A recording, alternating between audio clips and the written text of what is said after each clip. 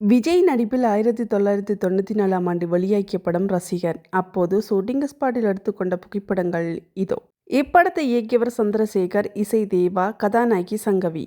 இப்படத்தை விஜய் ஒரு சாதாரண இளைஞனாக நடித்திருக்கிறார். அவர் ஒரு பெண்ணை காதலிக்கிறார். அவள் ஒரு பிரச்சனையை சிக்குகிறார். அவளை காப்பாற்றவும் அவளின் வாழ்க்கையை சரி செய்யவும் போராடுகிறார் விஜய். அதுதான் இப்படத்தின் கதையாகும். இப்படம் 7 வாரங்கள் ஓடியது. மொத்த வசூல் 1,10,00,000.